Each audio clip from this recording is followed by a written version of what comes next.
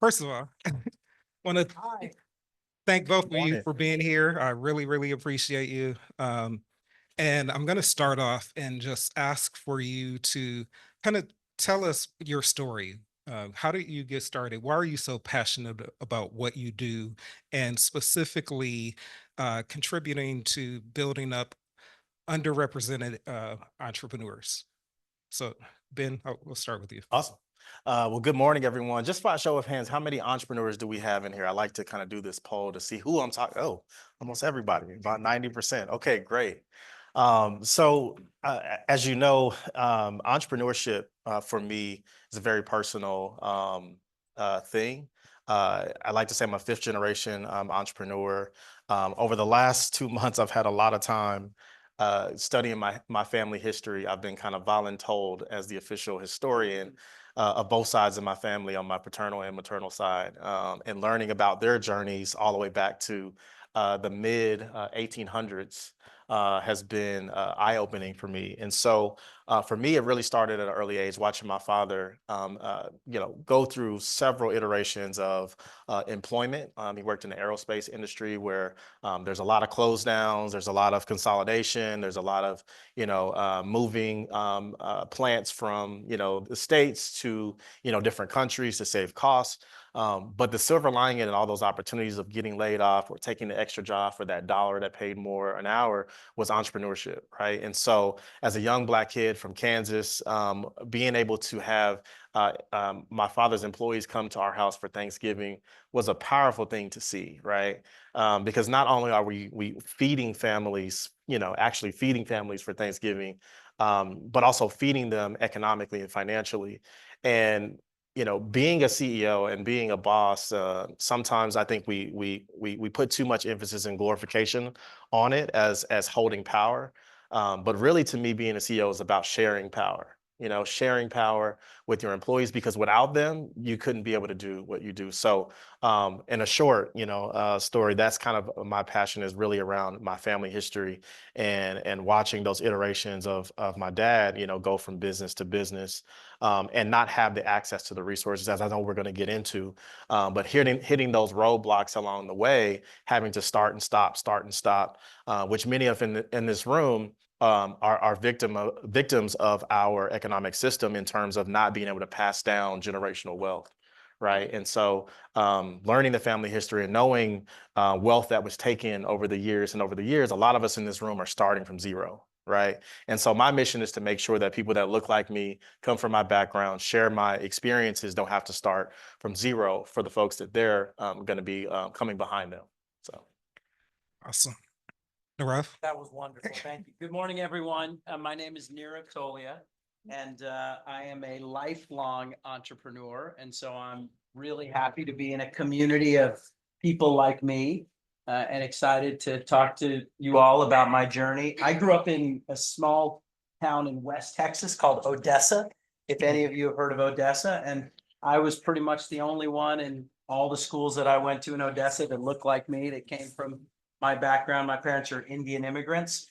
They are kind of entrepreneurs, they're physicians, but they had to start their own businesses. But when I decided to become an entrepreneur, when I was at college at Stanford on the West Coast, no one in my family really had done it. So I'm almost the opposite. My family history is, I'm Indian. So what does that mean? I can be an engineer or I can be a doctor, right? That's basically it, right? So I went against the grain, but it's been an unbelievable blessing. And I've been so fortunate in the journey that I've been on, really, since I left Odessa and got to Stanford. I was there in the early 90s at the very beginning of the internet revolution. And so since then, I've started 3 companies, 2 have gone public. I'm currently the CEO of a company called Nextdoor, which is a social network for neighborhoods. 100 million. Thank you very much. Keeping us all safe and informed. I love it. Those cats, those stray dogs. So it's been an unbelievable journey that I've had over the last few decades. Nextdoor, I started in the summer of 2010, and we actually had 7 co-founders, and of the 7 co-founders, 2 were women and 3 were people of color. We didn't plan it that way. It's not something that we set out to do.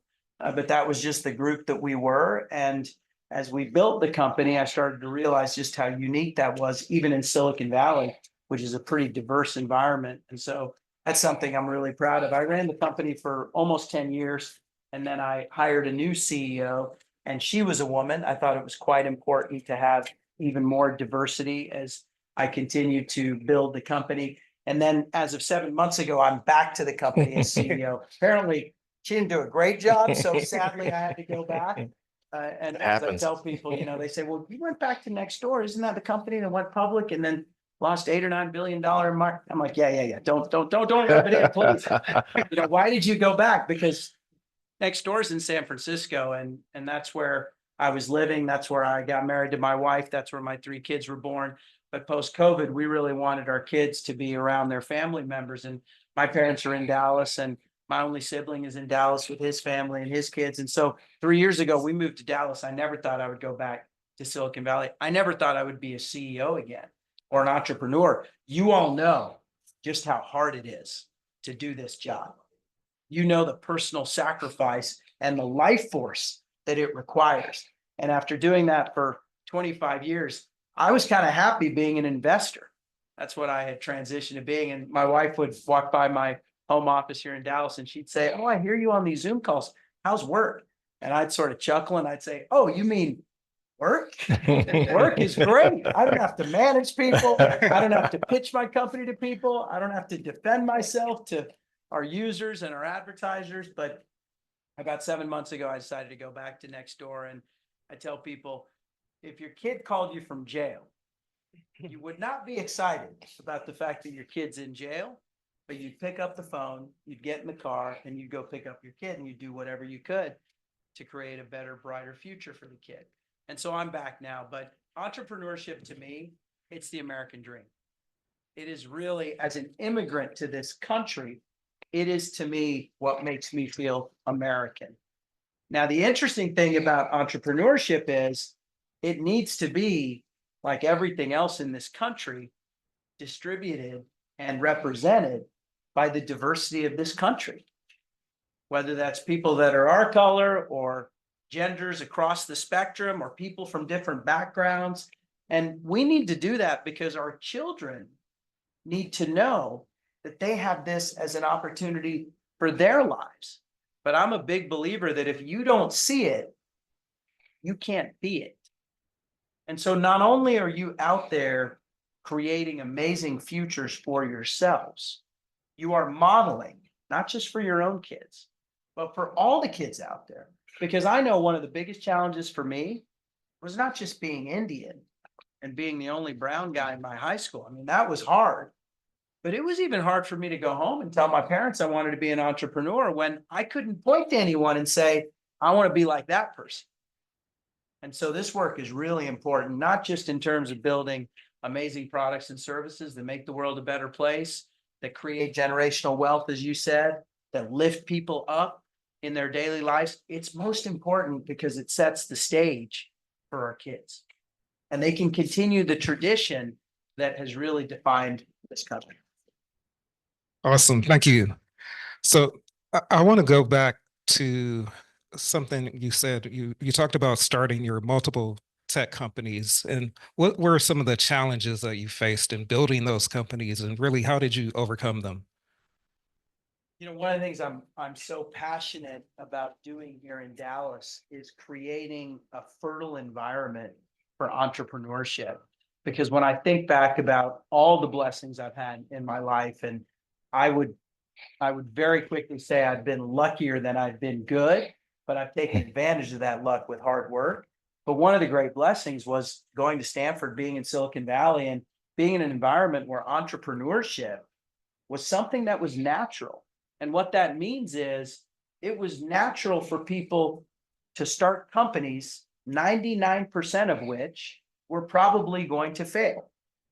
That's very different than most of the world, right? Most of the world, and your parents tell you, hey, go do something that has a high probability of success. They don't tell you go do something that in all likelihood is not going to work out. And you're going to spend years and years of your life, your savings, your time, which is the most important asset you have, and it's probably not going to work. But in Silicon Valley, there is this idea that even if we fail, we can use those learnings to increase the probability of success the next time. And so when I heard at the very beginning, the opening, and then when you talked about people raising their hands if they're entrepreneurs, I mean, the most important thing to me when I think about businesses is I love community. And this community of entrepreneurs is actually what takes all the difficult things and makes them feel possible. Because if we feel like we're with a group of people who are doing what we're doing or trying to do what we're doing, well, then the highs feel a lot higher because we have people to celebrate those highs with, and the lows are a lot lower. But what are the challenges? I mean, I don't need to say them because we're all living them, right? How do you come up with a good idea? How do you get people to care? How do you create differentiation, right? How do you hire people? How do you get your first customers? I mean, we could spend years talking about all of the challenges. We know those exist. I mean, as I tell my company, no one gets paid for doing easy things, right? Right. Like we At get least not a paid lot. for doing the hard things, right? We get paid for doing the hard things. So you That all know the part. challenges. I would say the important thing for me has been, how do I rise up to meet those challenges? And that for me has always been about the environment of Silicon Valley, where we stand on the shoulders of giants. We are among people like us that are doing the same kinds of things, and we support each other. We don't feel like it's zero sum. If I win, you lose. If you win, I lose. We think about how can we collectively create positive change. And you all know, like when you have a movement, when you're part of a movement, you feel like anything's possible. Thank you. So Ben, I want to come back to you on something you mentioned earlier. You talked about kind of your family history and the lack of access to capital. And I want you to share a little bit about what your company does and how that experience of lack of access to capital influenced your focus on inclusive capital and economic justice. Definitely. So Impact Ventures is and I'm saying this new term now because sometimes I think people automatically equate nonprofits or not for profits as not looking at them like businesses, right? And so I run a tax exempt business called Impact Ventures that really aids as an organization that is strategically trying to solve the wealth gap through entrepreneurship and access to capital. And sorry, inclusive entrepreneurship and access to capital. We do that in a very unique way by looking at, and I'll just say some stats about Dallas-Fort Worth since we're in this region. Dallas-Fort Worth represents about 63% of minorities, specifically Black and Hispanic communities in Dallas-Fort Worth, 63%. Respectively, the business ownership within those two communities is 3% Black. So we represent 23% of the population, but we're only represent 3% of business ownership, right, in North Texas. So that tells you the disproportion of like representation versus like business ownership. Hispanic community, I believe, is 7%, right? When you look at that 3% and that 7%, and many of y'all have heard this stat, 97% of that small percentage are sole proprietors, meaning they have one or less employee, right? So there's two challenges that we face. It's starting more companies and having more representation of folks like you all that have fancy degrees and everything to jump out of the corporate world and start, starting businesses, right? But the other challenge is with growth. Out of those businesses, the average business in North Texas is $53,000 in annual revenue, right? How many people can you pay with $53,000 in annual revenue, right? Like just look at the margins on a $53,000 business, right? So there's a growth opportunity there as well. And so what we did is we looked at the market and we said, a lot of folks that are getting to this 50K mark, but they can't get from 50K to 250. They can't get from 250 to 500. They can't get to 500 to $1 million. Why? Because our ecosystem is not set up to support that, right? You have a ton of resources that say, let's help you start. Let's write your business plan. That's great. But once you get past that, what do I do next, right?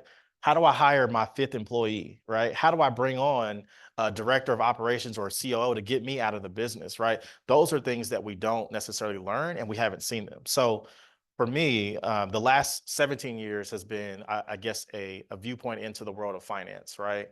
From different perspectives, from corporate finance, doing FP&A, from banking, and also from philanthropy. And then the last role I was in was doing Fidelity Charitable, managing the donor advised fund from an impact investing perspective. And then I also spent time doing global microfinance for women, particularly in South America. So I've seen capital move from all these different perspectives. But the thing that I noticed is that the people that were writing the checks didn't look like me. And the people that were on the opposite end of receiving that capital didn't look like me. So what were the barriers in place? Credit scores, collateral, sometimes personal guarantees, all these things that banks want you to have when you go to a financial institution. But also when you talk about venture capital, tech companies, right? These high growth companies, you guys see the headlines of so-and-so raised $8 million and you're like, wow, I need to do that, right? A lot of our businesses in the minority community don't fit the traditional venture growth metrics, right? Venture is looking at not only billion-dollar markets, but like, how do you get a Nextdoor, which is like across the world, I want to say global now. How do you take a company public, right? Those are the type of returns that venture capital is looking for. But what we found out in the ecosystem is that everyone's ignoring all this value in between, right? You got an SBA loan on this spectrum, you got a venture capital firm on this spectrum. What about everything in between and the financial products in between?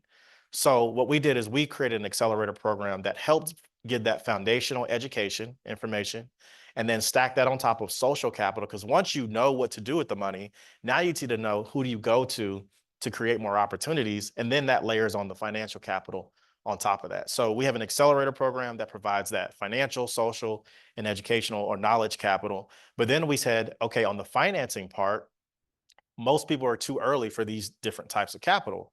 So we created a creative financing called Integrated Capital, which is a fund that provides flexible debt and patient equity. So we can do anything from purchase order financing, term loans. We can do revenue-based financing. If you've heard about that, that's a new trend. If you're an entrepreneur looking to revenue-based financing, all the way to different types of flexible equity, including a redeemable equity product that allows a founder to buy their equity back, right?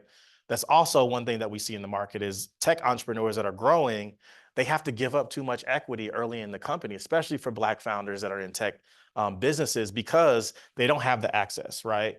They don't have a rich uncle that they can go to and say, hey, invest in my company, right? They don't have this Ivy League network that they can tap into and say, hey, I'm raising this venture capital. So when they walk into a room with an investor, they're instantly over leveraged or out leveraged already, right? The conversation hasn't even started yet, and they're already giving up 20 to 30% of their company, right?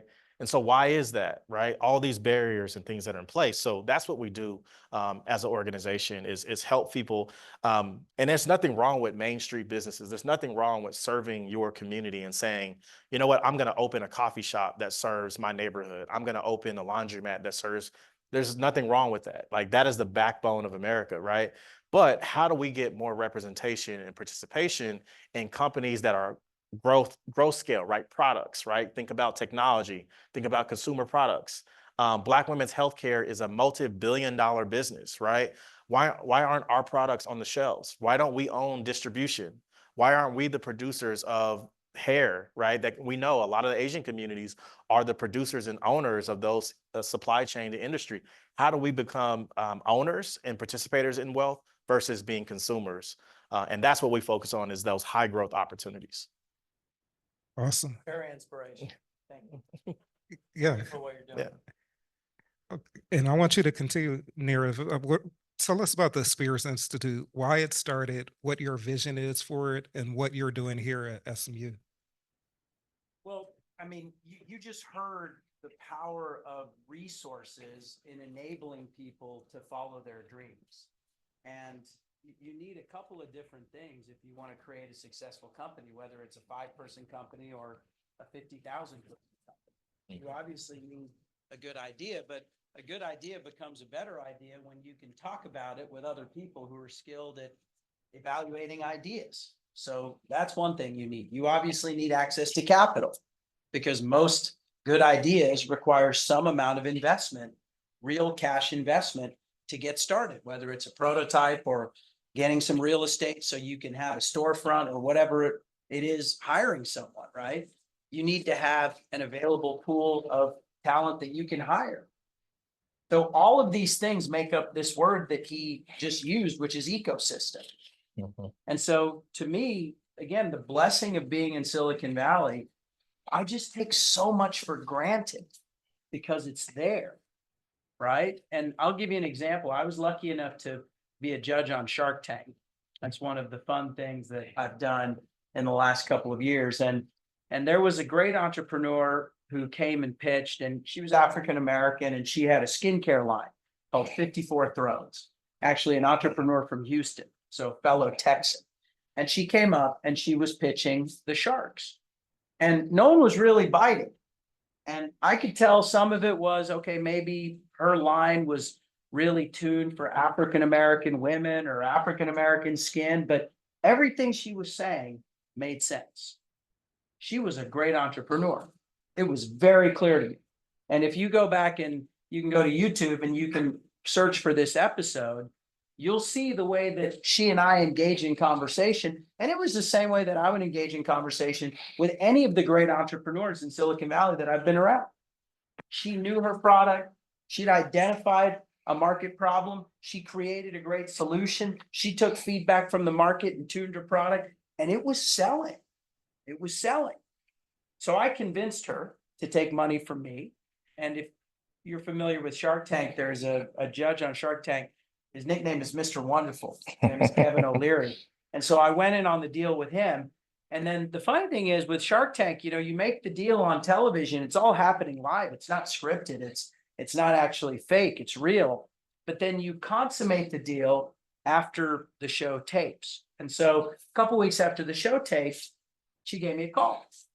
And she said, okay, let's talk about, closing this deal. And by the way, she was as savvy as any entrepreneur in Silicon Valley. So I was not getting 20% or 30% of that company, right? She knew her value, right? We were talking, and I said, you are one of the best entrepreneurs that I've ever met. I feel so lucky to be on this journey with you.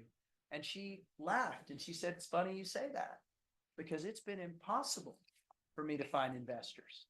Absolutely impossible, right? And she started to tell me the story of what it was like to work a job while starting a business, because the first thing is she did not have the freedom to quit her job and do something that was not bringing in any income. So she's doing this nights and weekends. Then people are telling her she doesn't have an MBA. By the way, I don't have an MBA either. So all of you are more educated than I am. This guy's even got a Stanford MBA. So I don't know if he's smart or not smart. He's one of them. Right? She didn't have an advanced degree. She didn't have relevant experience. And no one really took her seriously. And she's telling me this. I'm thinking, this is amazing, because she has an incredible product that I know is going to be successful. And she could have given up 100 times. Now, here's the funny part of the story. We come to some agreement. I'm very excited to invest. I know she's going to be successful. And a couple of weeks later, she calls me again. And she says, hey, I just want to give you a little update. I'm sorry to say this, but I've decided not to take your money and not to take Mr. Wonderful's money. And I said, excuse me? She said, well, someone introduced me to Oprah. And Oprah really wants to invest. And, no offense, Mr. Nextdoor, but you're not Oprah. I said, yes, I'm definitely not Oprah. Right. And I loved it. I didn't love the fact that I couldn't invest, but I was investing to support her, not because I wanted to make money there. Right. And the amazing thing to me, and you can tell if this woman was introduced to Oprah and then Oprah wanted to support her, this is clearly a special human being.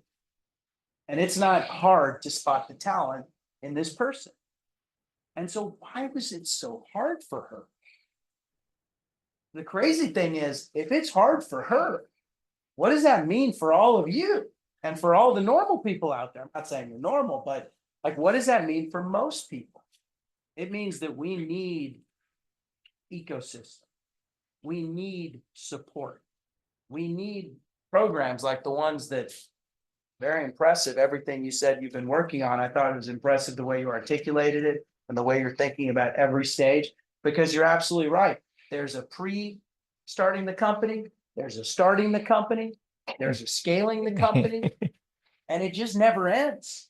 It Yeah. never actually ends. We have 100 million users in Nextdoor in 11 countries around the world. I feel like we're just Still getting, started. yeah. And I need support all the time.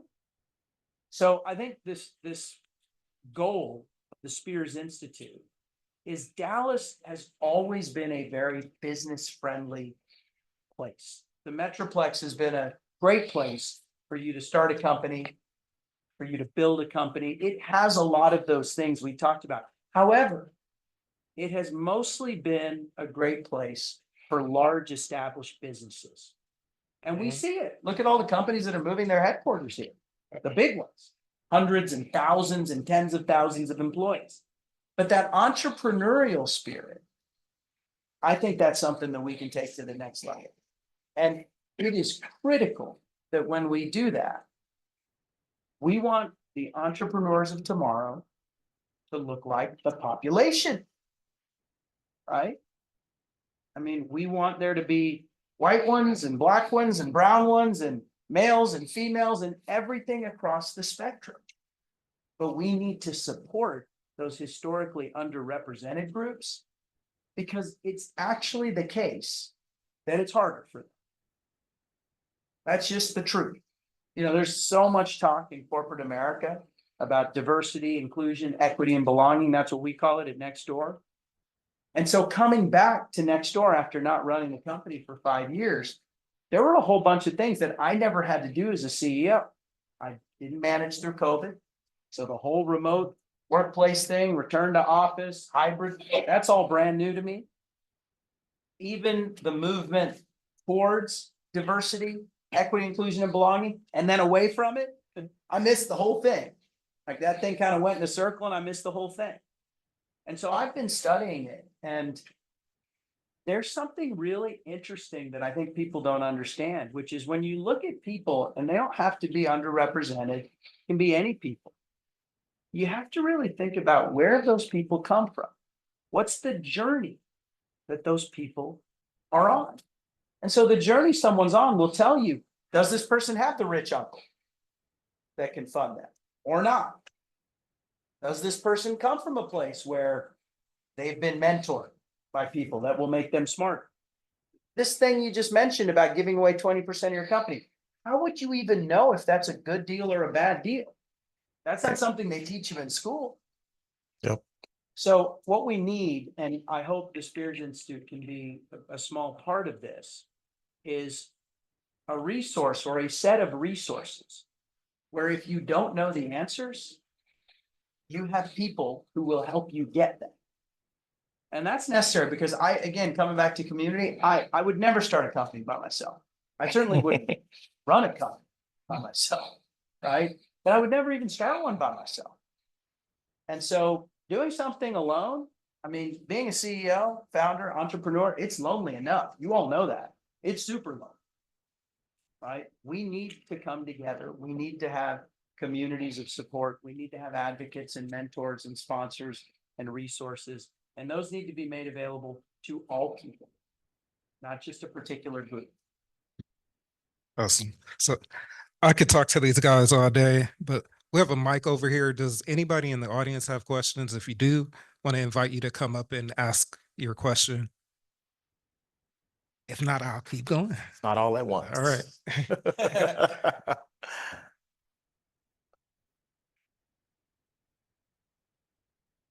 All right. Oh, that sounds like that works. All right.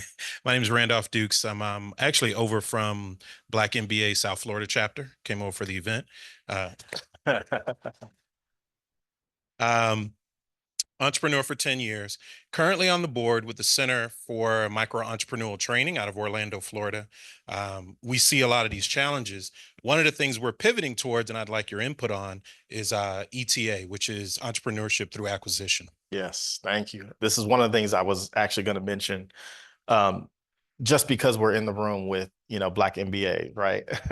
uh, there's a program that you all should look into, and I think it's a growing trend on entrepreneurship through acquisition. It's based out of DC, I believe, called New Majority Capital. And what they're doing at New Majority Capital is, have you guys heard of the silver tsunami? You've heard of that term? So the next 5 to 10 years, this silver tsunami, there's going to be a transformation of wealth, right? Transferable of wealth, right? From baby boomers to Gen X and millennials, right? That's kind of the nickname for it, the silver tsunami.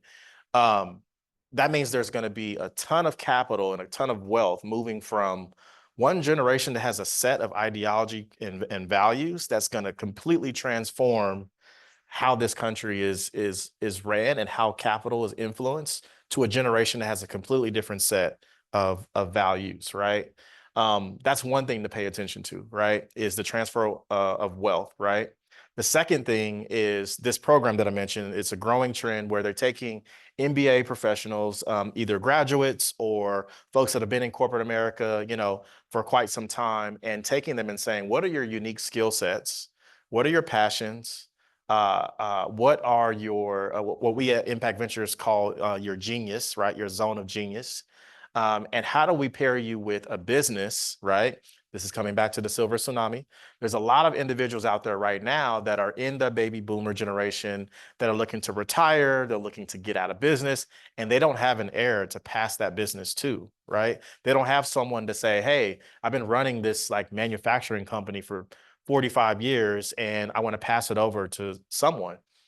That creates a very unique opportunity for not just, Black MBAs, but people across the world that should be looking into these opportunities to talk about. I think what my man said at the beginning is you can either start a business, right? You can either do a joint venture with someone, or the third piece, right? You can acquire a business.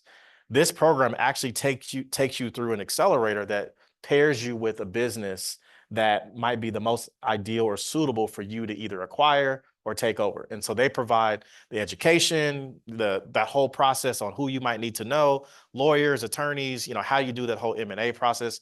The other part is they actually connect you to capital providers as well that can help do the acquisition.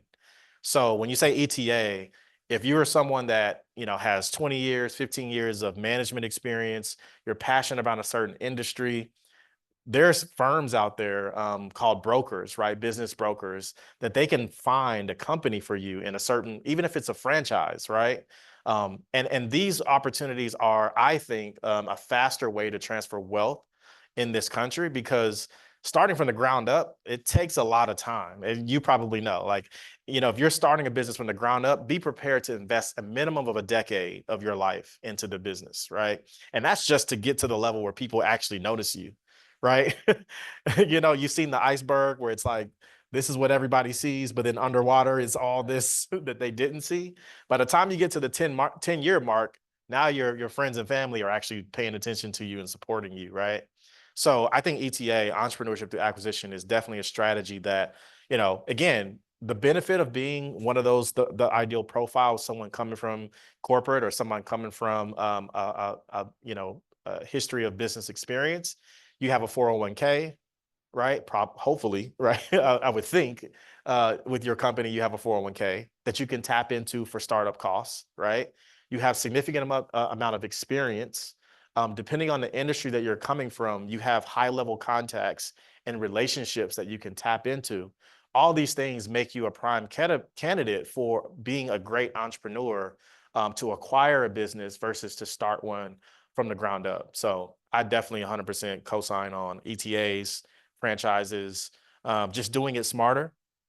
Because again, I know we didn't get into personal journeys, but when I started this business 7 years ago, I went through I would say the three most traumatic events that a human could probably experience in their lifetime. And most people experiencing that within like a 50-year span of life, but I experienced it all at the same time. Going through a divorce, getting laid off a job, and starting a new business at the same time, all at the same time. So you don't want to have to go through the ugly stages, right, of being an entrepreneur. Not that ETA is any easier. There are some changes with culture and new management, and there's some battles you have to face in that as well. But starting from the ground up, it's not for everybody. Just like working at a big corporation is not for everyone. Just because it doesn't work out at a big corporation doesn't mean you should go be an entrepreneur. Maybe you should work at a smaller company. Maybe you should work at a mid-sized company or a middle market company, where there's not so much bureaucracy, and you get more leadership opportunity, you get more exposure, you get more impact into the business. And so again, it starts with exposure. When you were talking about being exposed to Silicon Valley from Odessa, Texas, if y'all know about Odessa, I mean, you go out there and you just see the what is it? The Oil well. the oil well.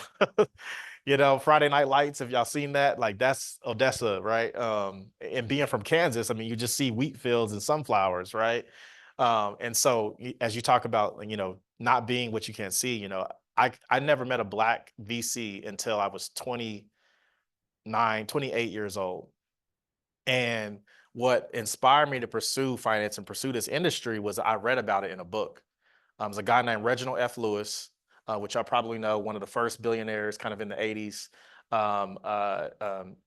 He wrote a book called Why Do the White Guys Get to Have All the Fun? No offense.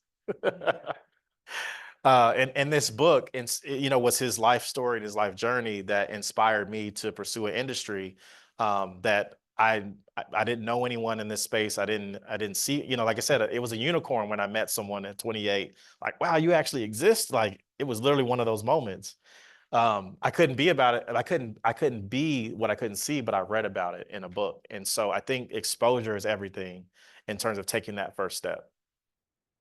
Yeah, plus one to everything you Yeah. said. Cool thing about ETA, though, back to your point, which is you can't do ETA alone. Right. Have a network. Yeah. You already running, so you have those employees. You're not alone trying to figure it out. Well, yeah, and for that reason, these ETAs, and I love the idea. I mean, we could have something like that in Dallas as well. I mean, this sounds incredibly valuable. It's a win-win-win all around, because you have an existing business that is not going to be able to continue. And what's going to happen to those employees, and what's going to happen to those customers, right? You have someone else who wants to come in and has the passion to take it to the next level, right? And then if you have the support to do that, I mean, it's kind of like recycling, right? Makes the environment better. Yeah. Any other questions? Come on, y'all. More questions. Come on. This is the part I love. Puts on the spot.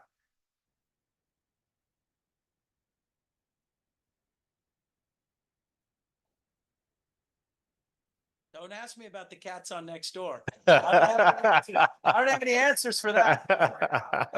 I lost my dog.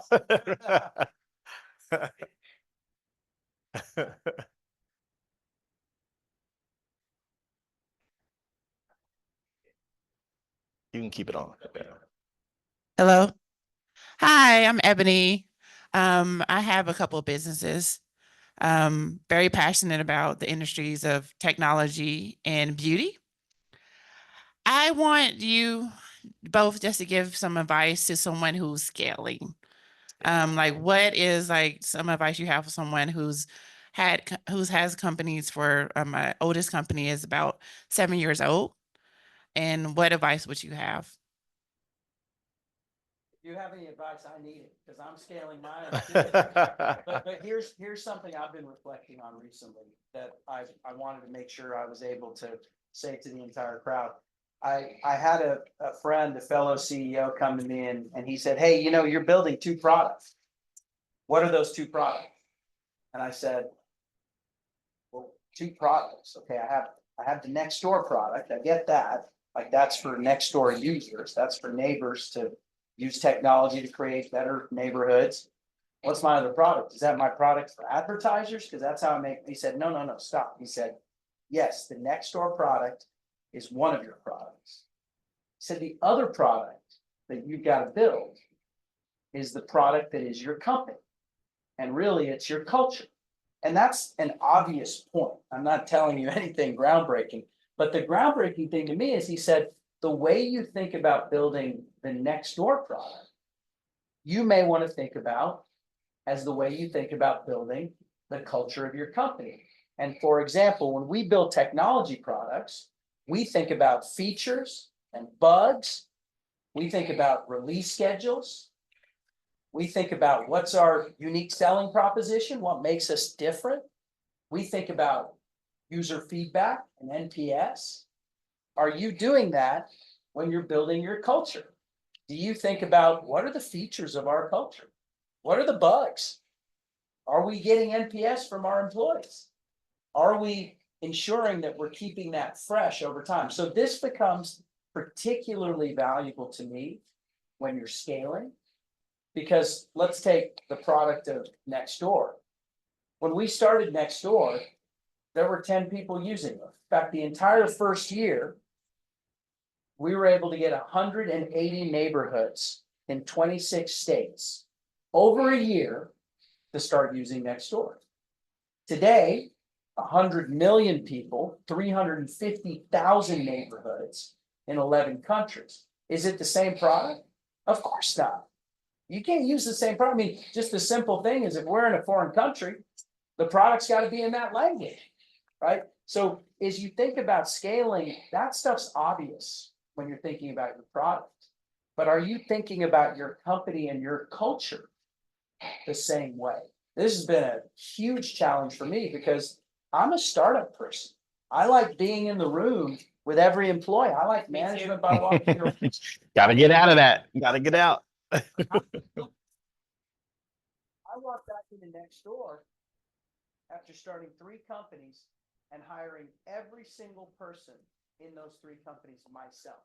I walked back into Nextdoor and there were hundreds of people that I had never met. And it was my company. I remember I was flying back and forth and I'd be at the airport and people would wave at me. And I think, that person know me? Was that one of my employees? I mean, I just didn't even know, right? And so I still don't know those people, but I've been teaching myself, how do I scale as a leader? What are the features of my leadership that I need to develop to get to the next level? And so my takeaway, in addition to something I think all of you can use, which is you're building 2 products, the product you're selling and the product that is building the product that you're selling. But when it comes to scale, really thinking about what's different about this stage than the last stage, and what do I need to do to meet those differences? I think that's really important, because otherwise, I mean, what do? If something works, do we want to change? Of course not. Right? Yeah. And we don't want to, I mean, I'm an old dog. I don't want any new tricks. Right? But scaling is all about new tricks over and over and over again. And if you don't, someone else will. And then your milkshake's gone. Yeah. Love the perspective. And I'm so glad that you guys are hearing his perspective. I loved how you put this together, because I think you're making it very aspirational and also very clear, where I can see myself in that. And I hope you all see that today, is that you can see yourself walking, into hundreds of employees that you've never met, right? Exposure, right? Is amazing. I'll touch on 2 areas on scaling. Alignment, which is very similar to what he said. So the first part of alignment, people, processes, and purpose, right? Those are 3 things you got to get in alignment, right? Are you taking care of your people? Are you measuring everything? What's happening with your people? Similar to what he said about the other product. Your processes. When you're talking about scaling, you can't scale an individual, but you can scale a process of what the individual does. And so if you aren't documenting, creating SOPs, literally Cynthia's on my team right there. I literally just recorded something on Scribe the other day. It was an SOP and I sent it to her. Yes, I literally just sent her an SOP from Scribe out there. You literally record yourself doing the job and you send it so that other people, like, we're in that process right now. So it's very real. And then purpose, right? Aligning with your mission, right? Getting people centered on why they're there. Yes, there's an economic goal that you're trying to achieve, but what's the true impact and purpose your company is trying to make? Get clear on what that is. And that's going to be the motivating star, right?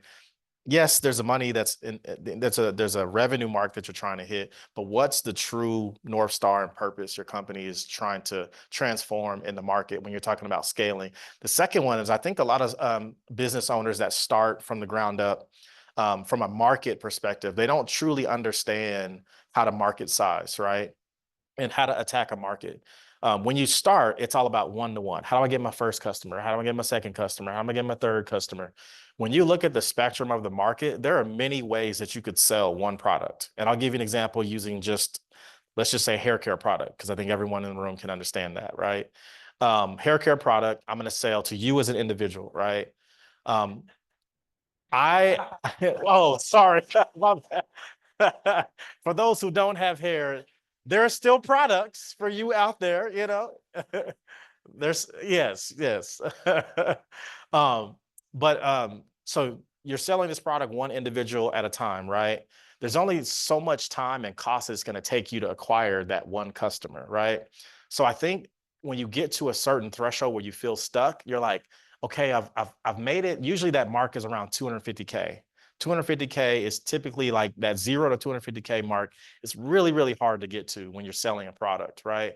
But once you get about there, then you start to notice trends, right?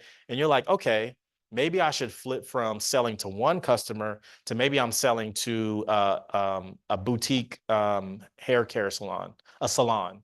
And then I move from a boutique hair care salon to maybe there's a regional brand that I can sell to, and a regional brand to maybe that's a group of independents that are high end that I sell to, all the way up to big box retailers, right?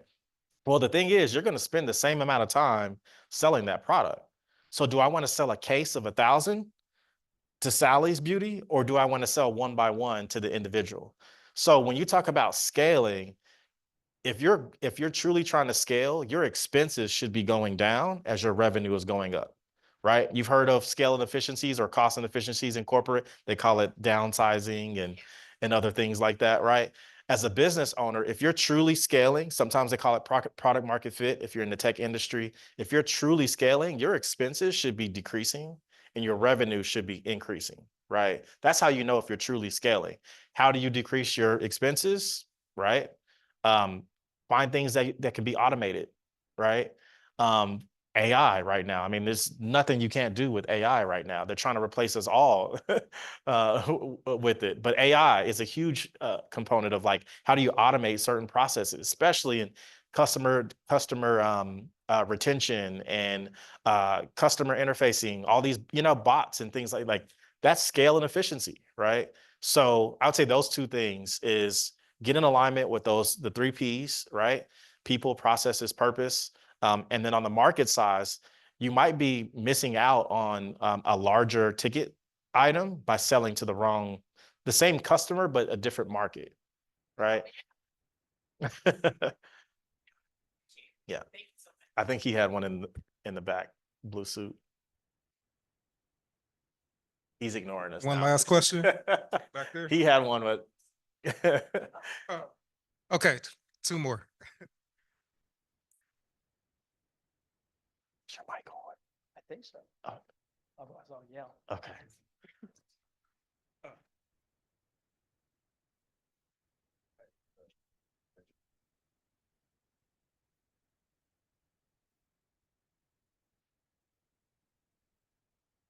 All right. So, one, this is so cool. My name is Jawad Beg. I'm a Cox alumni here. I actually work at Microsoft. So, as y'all are talking about people that have been in corporate for a long time, have had a lot of ideas, I'm like, oh, that sounds a lot like me. And it sounds a lot like in that pre-start phase. So, what are some ways to be successful in that, and any advice there? You know, it's funny, in Silicon Valley, a lot of people think that you can't start a company while you're doing a particular job. And so they use as an excuse, oh, until I quit Microsoft, I can't really go out and figure out my new idea. I don't think that's true at all. I think that you all know as entrepreneurs, it's really about how hard you work. And if you have a job from 9 to 5, the rest of the time, you're thinking about that other thing that you want to do. So at this stage, which is kind of you're sure what you want to work on, to me, the single most important thing the single most important thing is getting outside feedback on the viability of your idea. And I wouldn't get caught in the trap of, well, I don't know who to ask because they may or may not be an expert. Particularly if it's a consumer offering that you're thinking about, everyone's going to have an opinion. Doesn't mean their opinions are correct, but go out and get them. I mean, what we did, again, I'll go back to the early days of Nextdoor. I remember thinking, okay, it's got to be this beautiful product, and I need to have 10 engineers, and I need to have a designer, and I need to have this amount of money. And one of my co-founders said, no, here's a piece of paper, draw what you see in your head. And I said, I'm not an artist. She said, even better, draw a couple boxes. So I drew something that did not look very good. She said, okay, now describe it. I described it. She said, all right, every day for the next week, I'm going to take this drawing out and I'm going to talk to 10 or 15 people in their neighborhoods. And I'm going to ask them, if this thing were available, would you use it? And I said, but we're not building that thing. And she said, yeah, I know. But the truth is, we don't really know what we're building yet because we haven't done enough work to understand what people really want. And so I think your number one job right now is taking your idea, whatever that may be, or a set of ideas that you have, and figuring out how close is that to what people want. And the closer you can make that relationship, the higher probability you have of success before you spend $1. Yeah, exactly right. I mean, I think a lot of, because I see a lot of early stage founders, I see the lack of like validation and like market research. And when I say market research, I don't mean like go Google 10 articles and be like, here's my market research, right? Like, no, go out, talk to people, go to the mall, go to, restaurant, like whatever your industry is in, go talk to 100 customers, go talk to 100 people and get what they say. That's so critical because we'll come to them. And because we're investors, we've seen thousands of deals, like we're seeing hundreds of deals every month. So I'm able to quickly understand because I've already seen 5 founders pitch me the same concept in various ways. So I'm already able to see the where the gaps, might be. And so doing your homework is definitely a part of like understanding, like, do I have something that's actually viable? Because it's going to save you a ton of money, And don't make the mistake of thinking that feedback journey is going to give you the answers. Yeah. People don't know the answers, but they know what they like and they know what they don't like. And that's what you're trying to figure out. You have to come up with the answers, right? Yeah. But you need to make sure that your answer is not something that's just something you believe. Yeah. I would say to, at this stage, and he said it earlier, don't do it alone, man. Like if anyone in here, if you have a chance to start a business, don't do it. Spread the risk, right? And the way you get very clear about not doing alone is really understanding what are your unique, like what's your zone of genius. Are you a visionary? Are you an operator?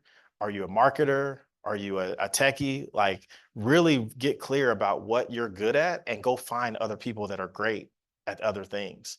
Because many in this room that know they've started something alone, when you're the founder and CEO of something and you don't have that initial kind of founding team, I mean, you're the marketer, you're running the social medias, you're responding to customers, you're making the product. Like it's not meant to be that way, right? But I think oftentimes people don't put themselves, or they don't even know where to go to environments that teach them how to actually do that process, right? So, I mean, there's some platforms out there. There used to be one in Dallas called like Co-Found or something like that. Just Google co-founder groups. There are apps out there now where you can like go and say, hey, I'm thinking about building something in this space. Anybody want to team up and do a prototype, right? It's like the Yeah, dating app. right. Swipe left, right. Co-founder. Right. And if you're in the technology space, I would say one thing is really unique is participate in hackathons. Not sure if anyone has been a part of a hackathon. Okay. Hackathons, I think this is how we started because so many people came to us and they didn't have a technical background. They didn't know how to build product. So what did we do? We put on hackathons and we took those top 10 ideas and that was our first accelerator program.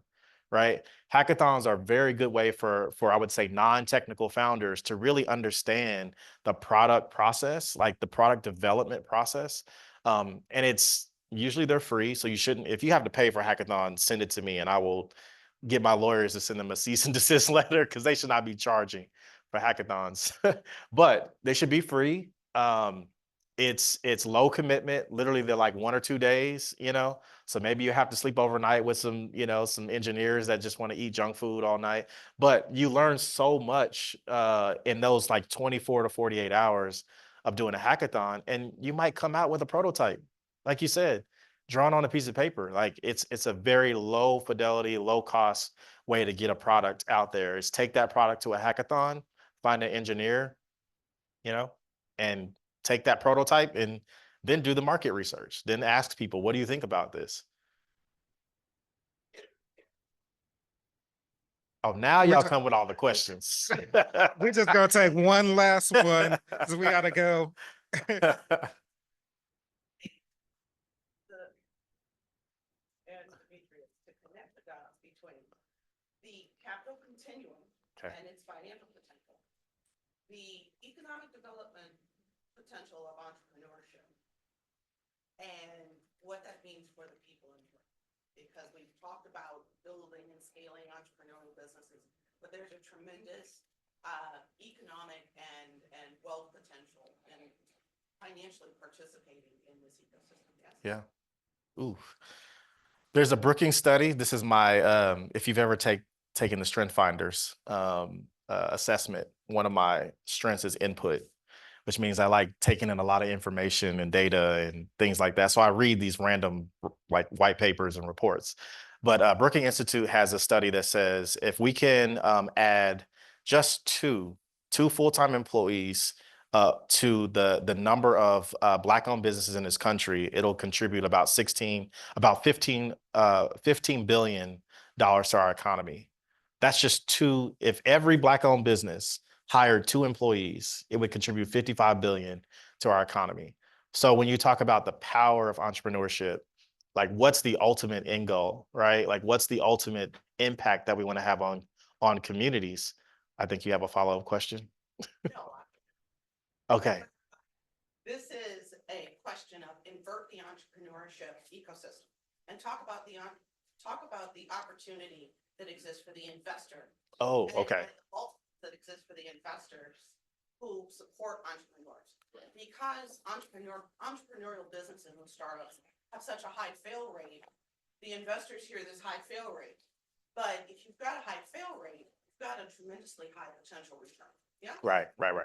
Yeah, I think earlier I talked about the venture style expectations of investment, right? The minimum is typically like 10x. That's like bare minimum.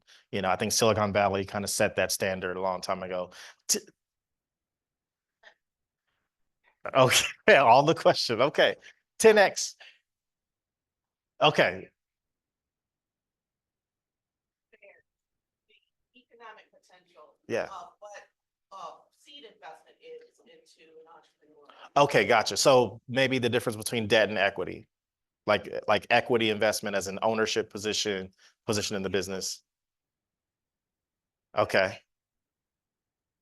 So look at 401k as an ETA investment, yeah. Yeah. Or your 401k just sitting there at Fidelity. Yeah. You can make 8% a year, or you can make 3x a year. So I'll try to generalize because we can get into all the different products. Yeah. I think generally speaking, right, there's different asset classes that you can invest in, right, as an individual, right? These asset class might be real estate, right? It might be commodities. It might be this, stock market. It might be mutual funds. As you mentioned, it might be your 401k. There's a lot of different products out there, right? Obviously, we don't have enough time to go into each one and the difference of each, but as you go up the continuum for as an investor, as an individual, venture is typically the most riskiest asset class, right? But it also poses the opportunity to have the highest return opportunity, right?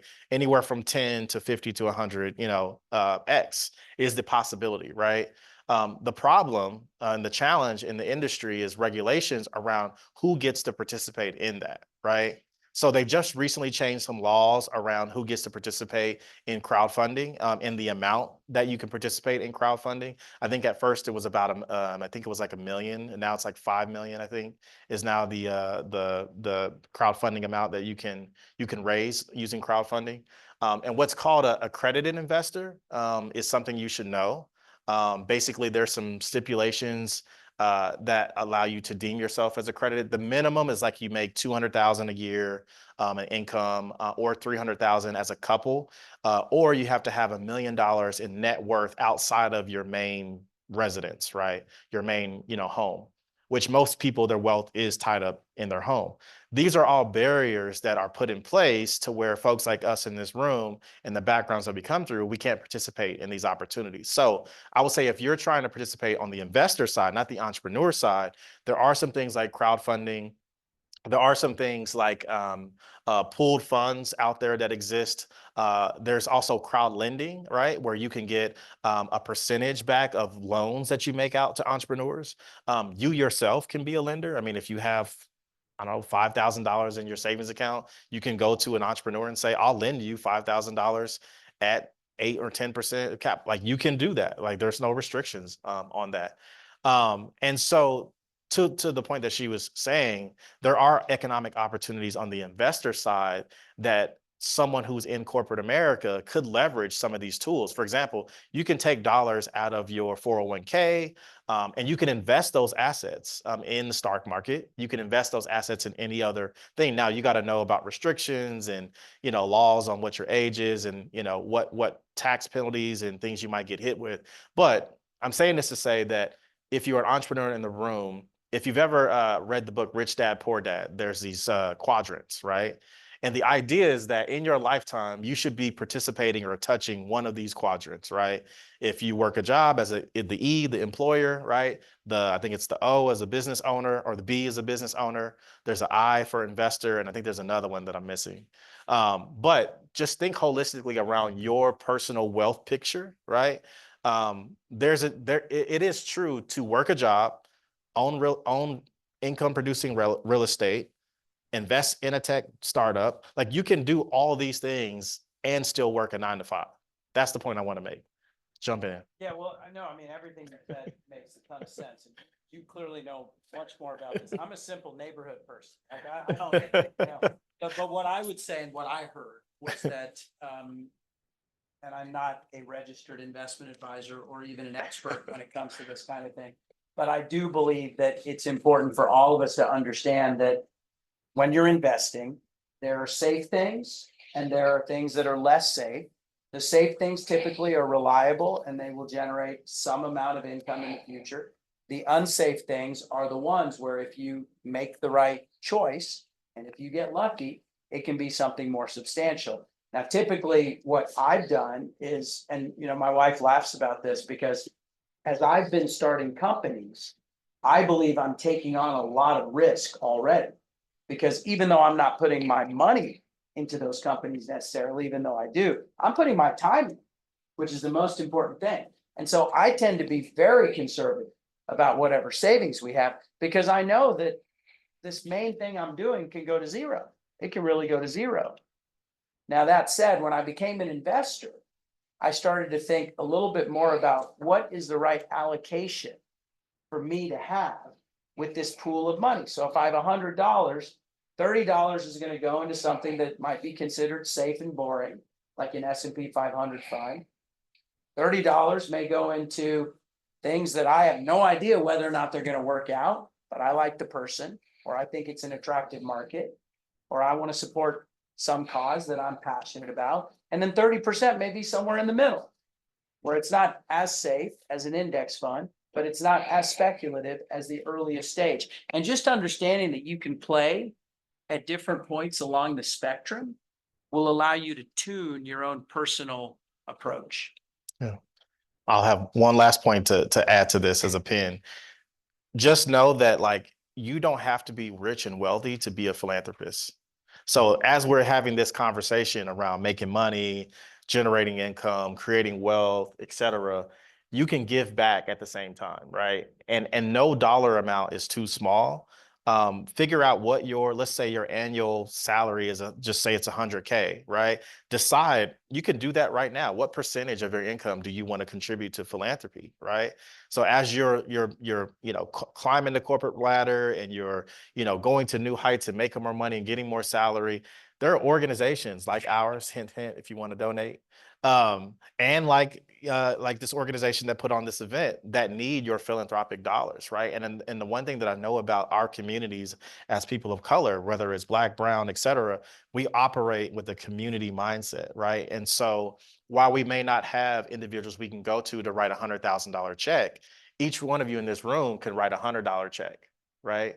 And so that $100 just doesn't come with your financial power, but it also comes with each of one of you's network, each one of you's intellect, each one of you's experience and wisdom, right? So I want to say, in the midst of talking about getting the money, right, and chasing the bag, let's also give back at the same time. Let's not wait until we've made it to say, oh, now I want to give back, right? Like, do that and lift as you climb. All right. And we could talk all day, but I'm going to cut it off here because we have our next guest coming up. But I want to give a round of applause to Benjamin and to Nirav for joining us today. Appreciate all